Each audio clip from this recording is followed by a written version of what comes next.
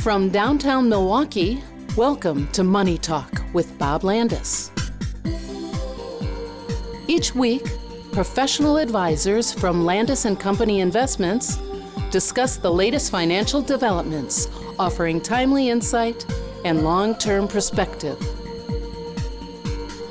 Broadcasting live from inside a snow globe, this is Money Talk for January 12th, 2024. The Pack is back in the playoffs, and they're visiting the Dallas Cowboys and all the drama that comes with that team. Your Milwaukee Bucks are home this weekend, Saturday with Steph Curry and the Warriors, and Sunday it's the Sacramento Kings. From the Canadian Parks Agency, we get this warning. Don't let a moose lick your car. No, it's not a romantic thing. They just love the road salt that winds up on your car. It's not good for the moose, and it's not good for your car. And now I just can't get that picture out of my head. A Philadelphia NPR reporter was fired because his stand-up comedy wasn't funny. An arbitrator gave him his job back because it was determined that, in some small way, he was funny. A lot like this weekly monologue. What's up with Bass Pro Shops? Last week we did a story about a Florida guy who stole fish from their in-store pond. Well, this week an Alabama man ran into the Bass Pro Shop, stripped off all his clothes, and jumped into the pond. I think the Bass Bay is going to have to hire more security. Or at least a lifeguard. Finally, Crocs. You know, the shoes that look like the French fry baskets? Well, their CEO says business is booming. Why? Because people just don't want to dress smartly anymore. So, what is the opposite of smartly anyway? That reminds me.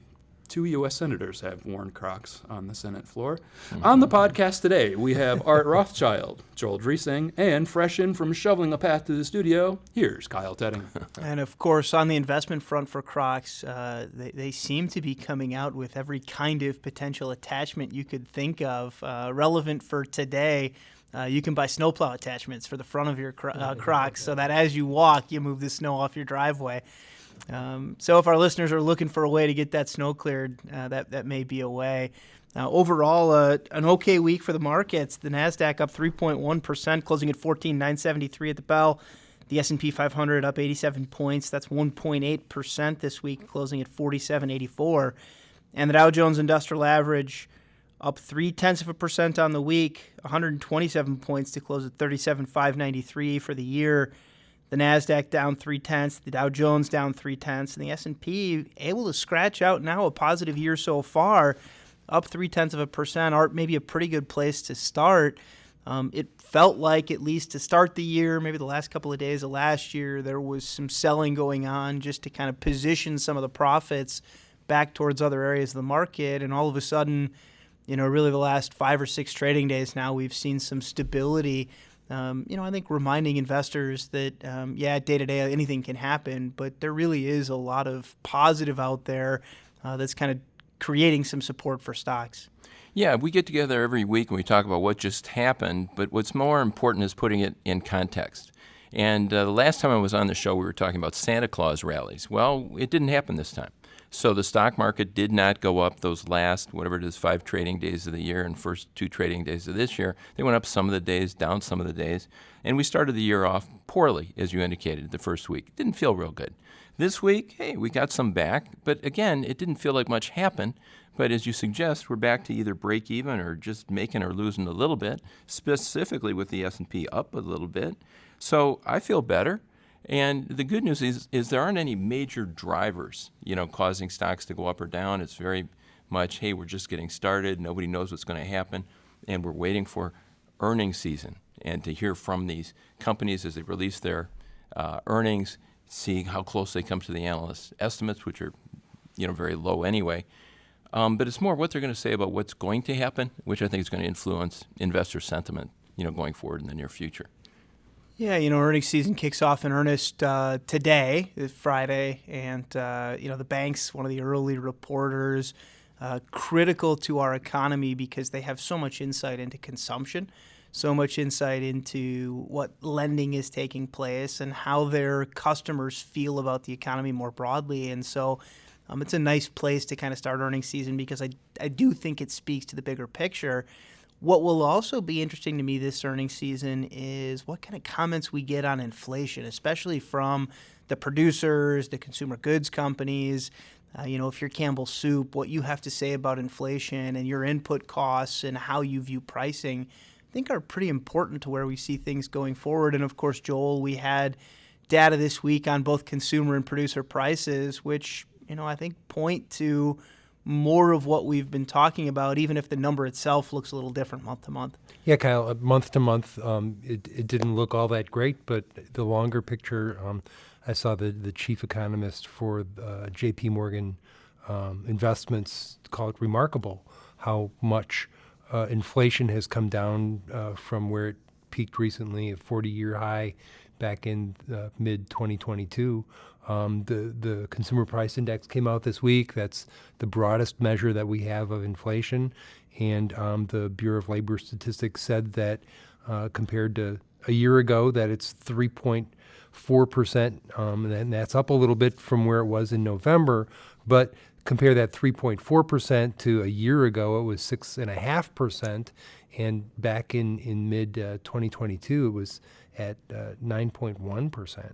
So it's come down to that 3.4%. It was a little higher than some people expected. It was up a little from November. The Fed wants it around 2%, so 3.4 is a greater number than 2.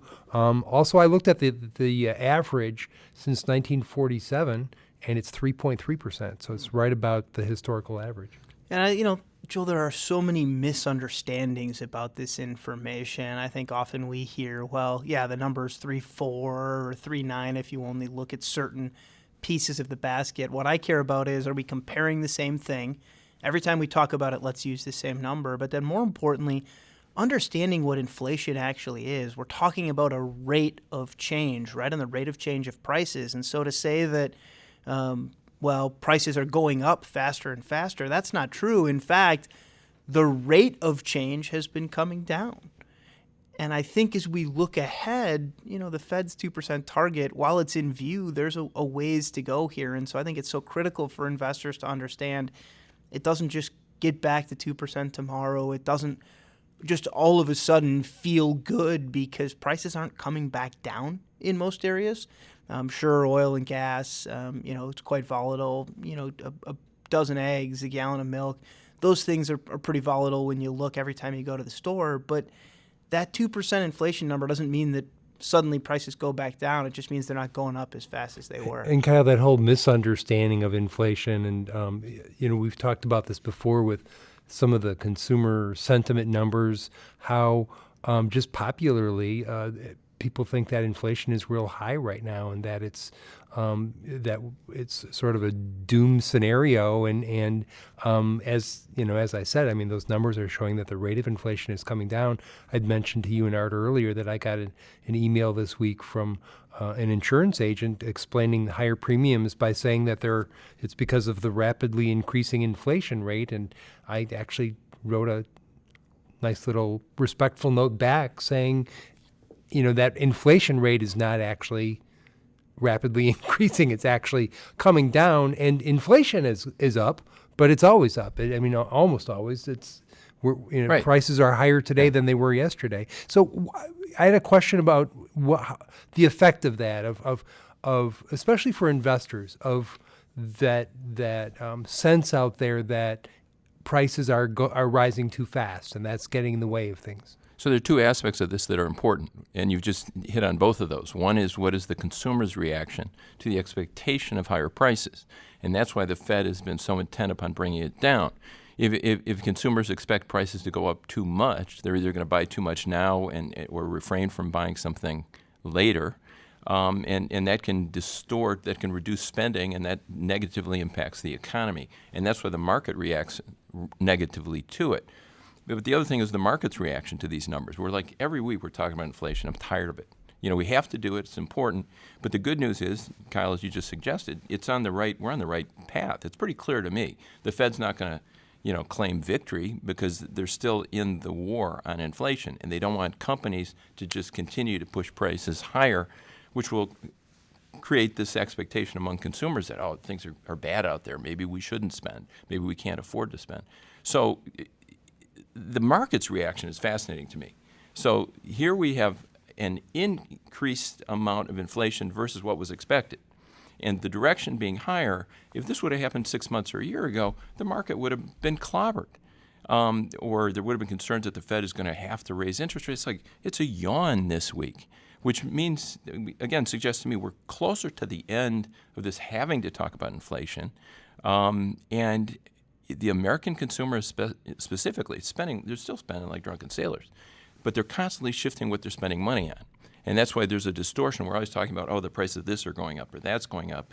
Lately, there's been a lot of talk about rental increases being distorted. How many people are renting a new apartment every day or every week? How many people are buying a new home every day or every week? Yes, we may be eating eggs for breakfast every day or every other day. So those prices are more apparent to your average consumer, but they aren't as significant for the economy overall. So for clients, for investors who are listening to this, are there ways for them to, should they just not pay attention to these distortions or the talk of distortions?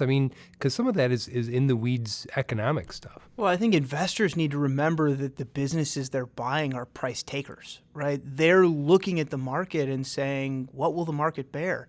And if there's an expectation, as your insurance agent placed the expectation that, well, inflation is rapidly increasing. No, it's not. Prices are rapidly increasing, but the rate of price increases is coming down. Well, but if the expectation is that those prices are increasing, me as a consumer, whether it's buying insurance or buying a can of soup, or the one that came out this week was Pepsi, buying a can of Pepsi, yeah, maybe I'm a little more inclined to pay that higher price to a point. And if you're a manufacturer, if you're Pepsi, you're going to take the ability to increase prices as far as you can take it. And then you had a major grocer, especially in Europe, come out this week and say, hey, we're not stocking your product anymore at those prices. You want to go back to maybe a 5% lower price, and we'll be willing to start buying again and telling our customers they can get your product in our store. But I think in some areas we've hit that pain point where manufacturers, they can't take anymore. And so you see it in the grocery store with the amount of sales that are out there right now. I was talking to clients earlier this week who clip coupons, who were telling me, the deals they're getting right now are better than some of the deals they've seen in a while. Well, the deals you're getting are better because the prices are higher, because the things you're buying were pushed higher over the last year, 18 months. Yeah, they can afford to cut those prices a little bit on sales, on coupons, because what you're paying is a fraction of what has been a pretty meaningful price increase. And so I think we are clearly seeing it in some areas where the price taking is now starting to abate. The expectations now need to make their way into consumers that, hey, the rate of inflation really has slowed. Even if prices are still going up, they're not going up as quickly. We shouldn't be as eager to just buy for the sake of buying. We can be a little more price sensitive again. And I think having that knowledge, right, not just from a consumption perspective, but also an investment perspective, what are the businesses that can still pass along those costs? Well, if you're Microsoft and you're going to give everybody massive productivity gains, maybe I'm a little more willing to pay for your product, pay more for your product than I am those other products I was buying that don't have those same opportunities for my workforce. And so I think that's really kind of this differentiator between the consumption side and the investing side is, from a consumption side, there's a lot of businesses that maybe can't take anymore. From an investing side, I think there's still plenty that can, and those are the businesses you want. And I think, Art, as we kind of look into 2024 a little bit and where we want to invest going forward, especially here in the U.S., there's this conversation around the Magnificent Seven, and do we want more of that, or do we want the dogs of the Dow? I think it is such an interesting conversation because perhaps it isn't as simple of an answer anymore of, well, it's just those seven. Yeah, it's last year was a tremendous year. Any way you slice it, the S&P dividends included up 26% or whatever it was. The NASDAQ up even more, the Dow a little less. But our clients benefit from our counsel by having balanced portfolios. So if you're up 14, 15, 16, 17, depending upon your mix, you should be feeling pretty good. So then the question arises, as you just suggested, well, what should we expect in the coming year?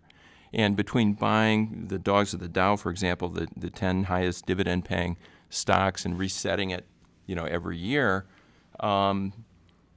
it doesn't even beat the Dow.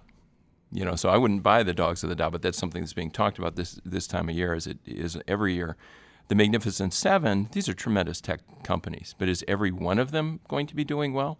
Apple already has fallen on some concerns this year. Tesla, I think past few days up and down a little bit, other concerns. So I will suggest it probably isn't going to be that exact same seven. But American investors are a lot like lemmings. They all want to buy what everybody else is buying, and they'll continue to do so until they have their heads handed to them. So we're not going to play that game. We want our clients exposed to a broad variety of styles and sizes and jurisdictions of companies.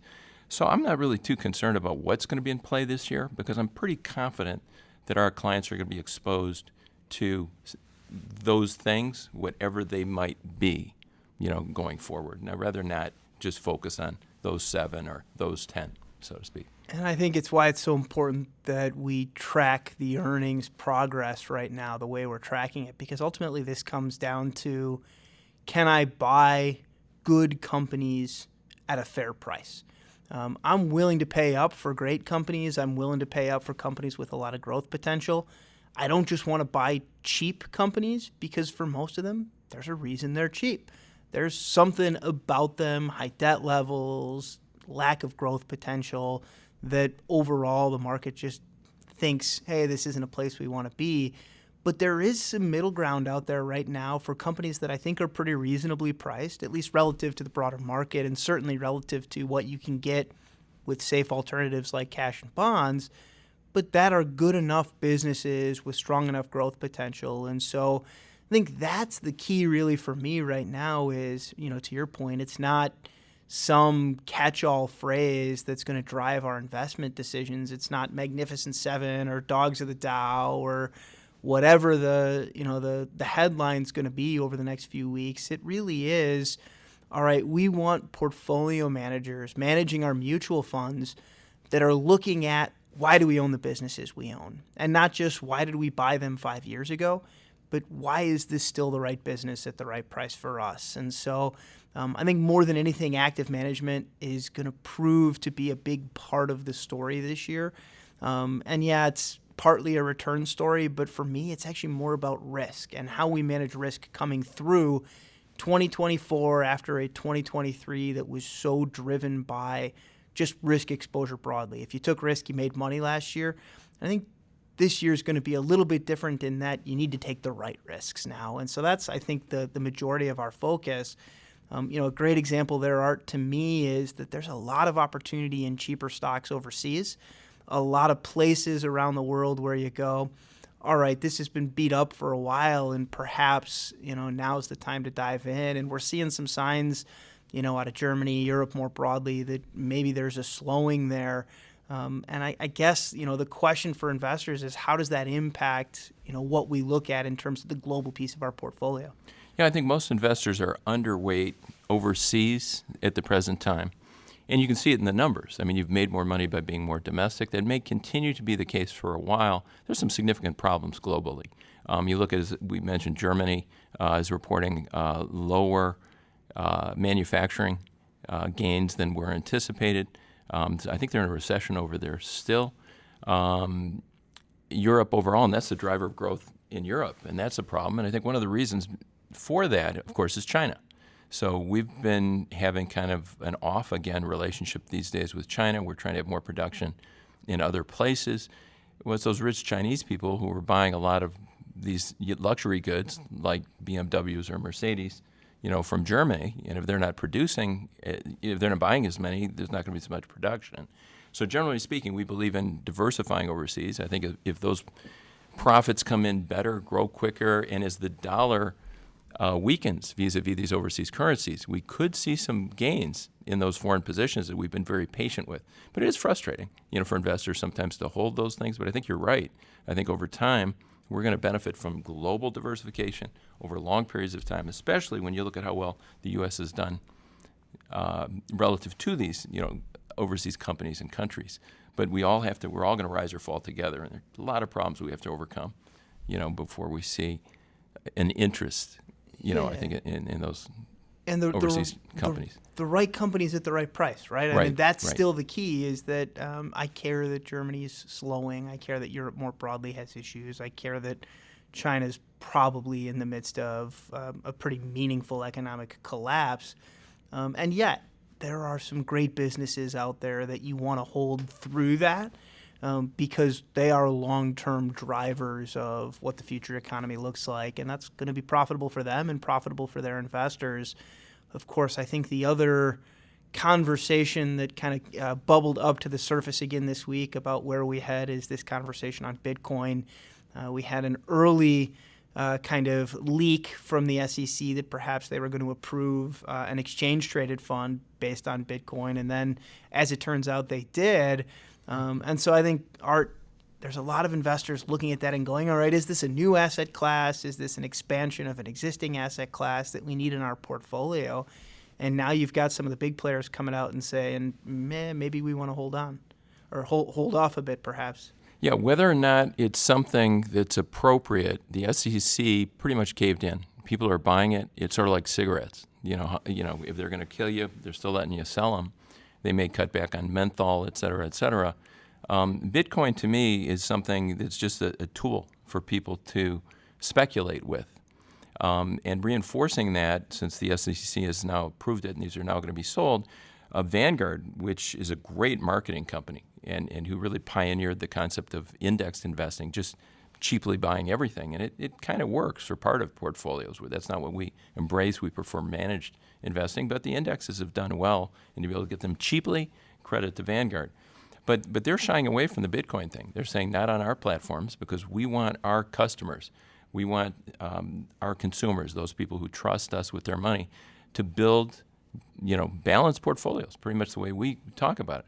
And so to see Vanguard come out, just like Warren Buffett has kind of come out on numerous occasions suggesting it's nothing that you should be buying, regardless of the fact that Americans are going to keep buying these things. So kind of a mixed week for Bitcoin, even though it went up, I believe, this week. And while the SEC, the Securities and Exchange Commission, approved that fund, it took pains in its announcement to say that it was not endorsing Bitcoin.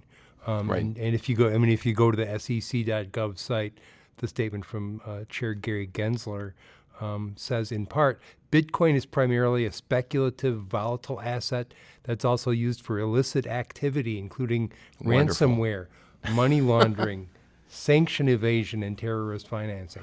So, well, if that's Good not a stuff. ringing endorsement, I don't know what is. I think just a good reminder that just because something is available doesn't mean we need to own it. Just because something is new doesn't mean that it's a good idea. And there's all kinds of track record of investment companies, investment products chasing the next great idea, bubbling for a little while and then either boiling over or just blowing up entirely. And so not to say that that's where Bitcoin is headed, not to say that's where a Bitcoin ETF is headed, but just that I think we need to be pretty careful about how quickly we run down that path to go by. With that, we enjoy doing the program for you. We will talk to you again next week. Thank you for listening to Money Talk with Bob Landis. If you have a financial question you want answered on next week's show, email it to moneytalk@landis.com. To keep informed throughout the week, visit our Money Talk page at landis.com.